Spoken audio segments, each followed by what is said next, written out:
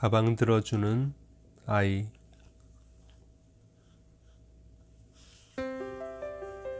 글쓴이의 말. 장애아를 친구로 둔 모든 어린이에게. 장애를 소재로 해서 쓴 동화도 벌써 여러 권 펴냈습니다.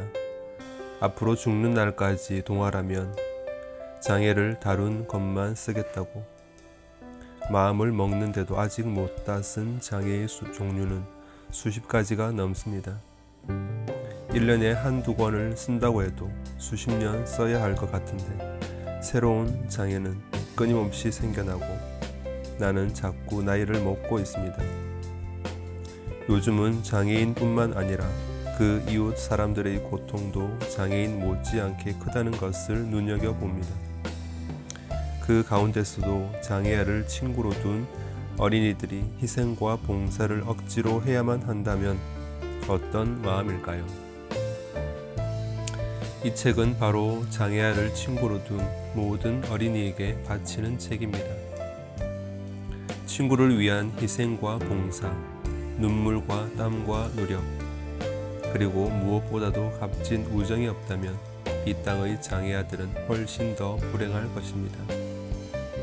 언젠가 한 어린이가 나에게 상장을 만들어 보내준 적이 있습니다. 장애를 소재로 좋은 글을 써주어서 감사한 마음에 상장을 준다는 내용이 직접 쓴 글씨로 적혀 있었습니다. 그 상장은 내가 지금까지 받은 그 어떤 상보다도 값진 것입니다. 이 책에서처럼 친구들이 장애인을 도와주고 가방 같은 무거운 짐을 들어주는 세상, 그런 세상이 빨리 오면 좋겠습니다. 아차산 기슭에서 고정욱.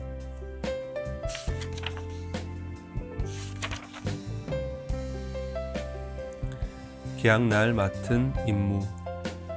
오늘은 2학년이 되는 새학기 첫날입니다. 드르륵 문이 열리는 소리가 나더니 2학년 2반 교실 안으로 누군가 들어섰습니다. 조기준 선생님과 아이들의 눈이 한꺼번에 문 쪽으로 쏠렸습니다.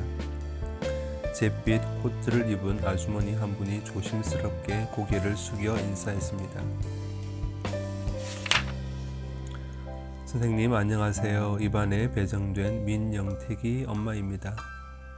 아 그러세요? 그런데 영택이는요? 여기 있습니다. 아주머니 뒤로 영택이라는 아이가 들어왔습니다. 양 팔꿈치에 하얀 알루미늄으로 된 목발을 끼우고 걷는 장애아였습니다. 태어나서 햇빛이라고는 한 번도 받아본 적이 없는 아이처럼 얼굴이 하였습니다. 여기 앉아라. 선생님이 비어있는 맨 앞자리를 가리켰습니다. 영택이는 비틀거리며 걸어와 목발을 바닥에 내려놓고 걸상에 털썩 앉았습니다. 그새 아주머니와 선생님은 복도로 나가 이야기를 나누고 있었습니다. 야, 제 1학년도 5반이었지? 서구는 옆에 앉은 서경이에게 물었습니다. 서경이는 서구네 이웃 동네에 사는 아이입니다. 응, 공부는 잘하는데 친구가 별로 없대. 조금 뒤 선생님이 들어왔습니다. 그러고는 아이들을 둘러보며 말했습니다. 혹시 집이 제1교회에서 가까운 사람? 제1교회는 동네에서 가장 큰 교회입니다. 서구네 집에서 50m쯤 떨어져 있지요. 저요. 서구는 누가 손들지 않았나 둘러보다가 조심스럽게 손을 올렸습니다. 그래, 너 이름이 뭐니? 문서구요. 참 잘됐다. 학교 오는 길에 새한마트 있지? 네. 새한마트는 서구네 동네에서 가장 큰 슈퍼마켓입니다. 새한마트 바로 옆집이 영택이네 집이거든. 서구는 내일부터 학교에 올 때 영택이 집에 들러서 영택이 가방 좀 들고 오느라 갈 때도 데려다주고. 서구는 얼떨떨했습니다. 2학년 한 해 동안만 수고 좀 해줘라. 네. 서구는 선생님의 엄한 말투에 기어들어가는 목소리로 대답했습니다. 그날 수업은 1학기 시간표 적는 것과 주의사항 전달로 끝이 났습니다. 야, 너 어떡하냐? 선생님이 교실에서 나가자 석영이가 서구에게 물었습니다. 1년 내내 제 가방 들여다 주게 생겼잖아. 할 수 없지 뭐. 선생님의 엄한 눈빛을 떠올리며 서구는 쭈뼛쭈뼛 영택이에게 다가갔습니다. 야, 가방 줘. 영택이는 서구와 눈을 마주치지 못하고 가방을 힘겹게 들어올려 서구에게 건넸습니다. 다른 사람이 들어줘야 하기 때문인지 영택이 가방은 다른 아이들 것처럼 배낭 모양이 아니라 긴 끈이 하나만 달려 있었습니다. 서구가 어색한 것처럼 영택이도 서구에게 신세를 지는 것이 미안한 표정이었습니다. 서구는 아무 말 없이 가방을 어깨에 메고 교실을 나섰습니다. 오늘은 새학기 첫날이라 가방이 가볍습니다. 하지만 내일부터 시간표대로 책을 담아 오면 조금은 무거울 겁니다. 에이, 먹는 조기는 맛있긴 하지. 우리 조기는 쓸데없는 것만 시키고 난리야. 조기는 조기준 선생님 별명입니다. 서구는 투덜대며 길가에 있는 돌멩이를 걷어찼습니다. 하루도 빠지지 않고 남의 가방을 들여다 줘야 한다니 어쩌다 재수없게 이 일을 맡았는지 모릅니다. 아까 제1교회 근처에 사는 사람 손들라고 할 때 들지 말아야 했습니다. 교문에서 뒤돌아보니 영택이는 그제야 학교 건물을 빠져나와 운동장을 걷고 있었습니다. 그 걸음걸이로는 거북이나 달팽이와 경주에도 질 것 같았습니다. 서구를 본 영택이가 힘이 없어 잘 들리지도 않는 소리로 외쳤습니다. 먼저 가. 난 한참 걸려. 서구는 잠시 머뭇거렸습니다. 영택이와 함께 가면 정말 시간이 너무 많이 걸리니까 차라리 먼저 가방을 집에 가져다 주는 게 나을 것 같았습니다. 샛별 문방구역 골목을 빠져나오면 제1교회로 이어지는 큰 길이 나옵니다. 우리소 정육점, 뽀끄레 미용실 같은 가게들이 줄지어 있는 언덕길을 올라 노랑 신호등만 깜빡거리는 내거리에서 오른쪽으로 돌면 거기에 세안마트가 있습니다. 세안마트 앞에 다다르자 바로 옆에 있는 파란색 대문집이 눈에 들어왔습니다. 저기요! 문 밖에서 소리를 지르자 아까 교실에서 본 영택이 어머니가 나왔습니다. 오, 우리 영택이 가방 가져왔구나. 너 이름이 뭐니? 저 문서구인데요. 서구? 그래, 아유 고맙다. 앞으로 우리 영택이 좀 잘 부탁한다. 서구는 말없이 영택이 가방을 내밀었습니다.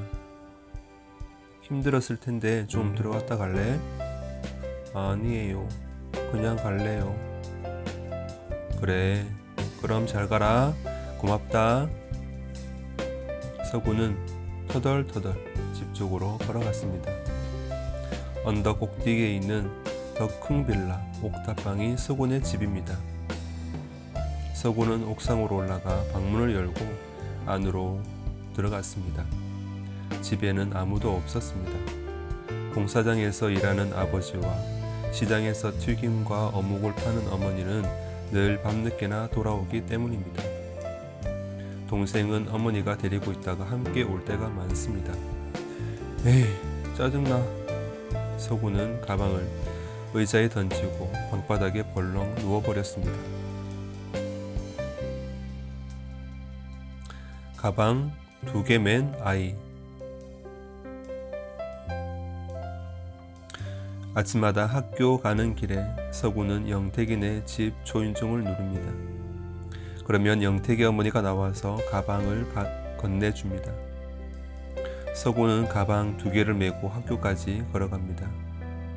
혹시라도 다른 아이들이 볼까봐 부지런히 갑니다. 야, 쟤는 왜 가방을 2개나 들었냐? 공부 못하는 애인가 봐. 아니야. 숙제를 많이 했나 봐. 바보 아니야? 보는 아이마다 속으로 약 올렸습니다. 이거 내 가방 아니야. 찔뚝이 거야. 처음에는 큰 소리로 아이들에게 고함도 질러봤습니다. 그래도 아이들은 여전히 서구를 놀렸습니다. 찔뚝이는 영택이 별명입니다. 목발을 짚고 휘청휘청 걷기 때문에 아이들은 영택이를 그렇게 말합니다.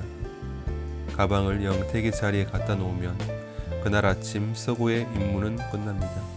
그리고 공부가 끝나면 또 영택이 가방을 집에 가져다 줍니다. 이런 일을 하루도 거르지 않고 해야 하는 게 서구의 임무입니다. 야, 서구야, 축구하자. 하루는 학교가 끝나고 집에 가려는데 운동장에서 공을 차던 서경이가 서구를 불렀습니다. 나 가방 때문에. 야, 좀 늦게 갖다 주면 어떠냐? 어차피 찔뚝이는 집까지 가는데 한참 걸리잖아. 그럴까? 영택이는 걸음이 느린 데다 힘이 들어서인지 자주 쉬면서 걷습니다. 그러니 서구가 10분이면 갈 거리를 30분 가까이 걸어갑니다. 서구는 골대 옆에 가방을 놓고 아이들과 오랜만에 신나게 축구를 했습니다. 공을 몰고 상대편 수비를 뚫고 나가는 기분은 정말 좋습니다. 골을 넣으면 무척이나 기쁘지만 못 넣으면 너무 안타깝습니다.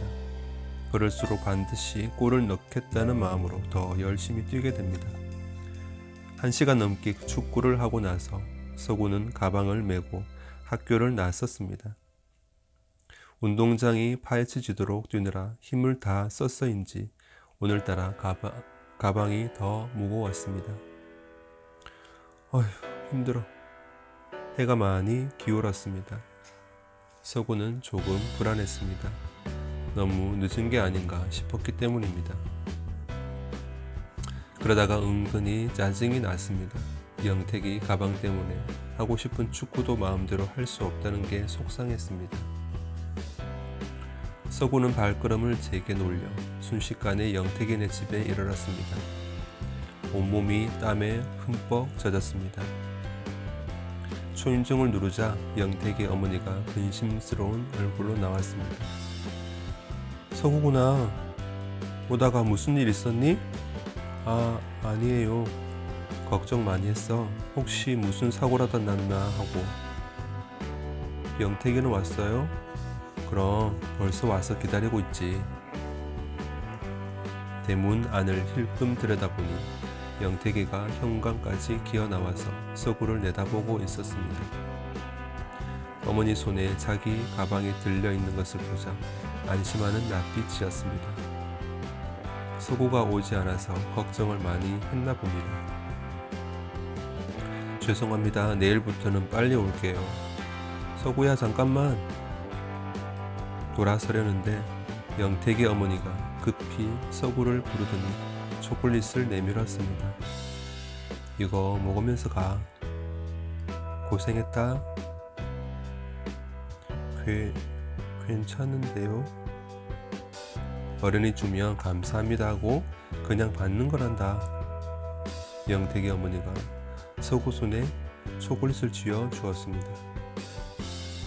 초콜릿을 받아들고 집으로 돌아오면서 서구는 미안한 마음이 들었습니다. 축구하느라 가방을 늦게 가져다 주었는데도 영택이와 어머니는 아무런 원망도 하지 않았으니까요.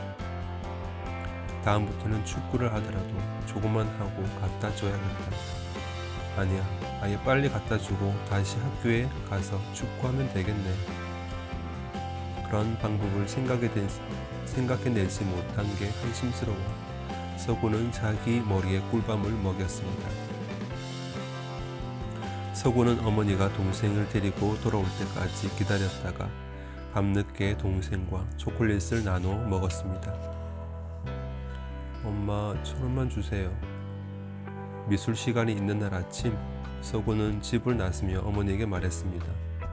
왜? 어머니는 정색을 하고 물었습니다. 저기 오늘 찰흙 사가야 해요. 이 녀석아, 돈이 필요하면 진작 말해야지. 왜 이제 하는 거야? 돈이 없잖아. 오늘 찰흙 사가야 하는데. 그러니까 늘 미리 얘기하라고 그랬지? 어제 물건 해오느라고 탈탈 털어져서 한 푼도 없단 말이야. 친구한테 조금 얻어서 해. 서구는 어머니에게 야단 맞고 풀이 죽어 집을 나섰습니다. 에이, 오늘은 다 망했다. 서구는 영택이네 집으로 갔습니다. 초인종을 누르자 여느 때처럼 영택의 어머니가 나와 가방을 건네주었습니다. 서구야, 뭐 기분 나쁜 일 있니? 영택의 어머니가 서구 눈치를 살피며 물었습니다. 아니요. 그래, 그렇다면 다행이구나. 그리고 이거 2,000원이니까 문방구에서 찰흙 2개 사 가지고 가라. 너랑 영택이랑 한 개씩.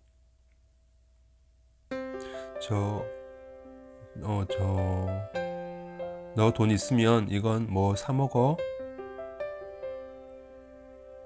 영택의 어머니는 서구가 뭐라고 말하기도 전에 2,000원을 굳이 호주머니에 넣어주고 집으로 들어갔습니다. 생각지도 못한 일이었습니다. 이런 돈을 받아야 하나 말아야 하나 판단이 잘 서지 않았습니다. 하지만 대문을 두드려 다시 돈을 돌려줄 수도 없었습니다. 찰흙 사가라고 주신 돈이니까 그대로 하는 게 나쁜 일은 아니라는 생각이 들었습니다. 그렇게 생각하자 발걸음이 가벼워졌습니다. 고무 찰흙하고 그냥 찰흙 2개씩 주세요. 샛별 문방구에 들어가서 서구는 큰 소리로 외쳤습니다. 개미떼처럼 들락날락하는 아이들 사이에서 문방구 아저씨가 말했습니다. 서구야, 너 착한 일 한다며? 예? 너 날마다 영택이 가방 들어다 준다면서? 녀석, 이제 보니 모범생이구나? 에이, 그런 거 아니에요. 아저씨는 알지도 못하면서. 옛다, 모범생이니까 사탕 하나 먹어라. 문방구 아저씨가 막대 사탕 하나를 서구에게 내밀었습니다. 서구는 갑자기 혼란스러웠습니다. 영택이 가방을 들어주는 건 선생님이 시켜서 하는 일인데 어른들이 착하다고 돈도 주고 사탕도 주니까 기분이 이상했습니다. 선생님은 남을 도울 때 대가를 바라면 안 된다고 했습니다. 하지만 막대 사탕은 누가 뭐래도 달콤했습니다. 서구는 미술 시간에 찰흙으로 탱크를 멋있게 만들었습니다. 기다란 대포도 다른 아이들 건 다 부러졌는데 서구는 배에 꼬챙이를 찔러 넣어서 아주 단단하게 만들 수 있었습니다. 오늘 찰흙 작품을 가장 잘 만든 사람은 문서구다. 선생님이 칭찬했습니다. 서구는 날아갈 것처럼 기분이 좋았습니다. 만들기를 좋아하기는 했지만 이렇게 칭찬을 크게 받은 적은 없었습니다. 서구는 영택의 어머니에게 탱크를 자랑해 보이고는 신이 나서 산 동네로 올라갔습니다. 가방을 들여다 주는 일이 그렇게 나쁘지만은 않다는 생각이 조금씩 들었습니다.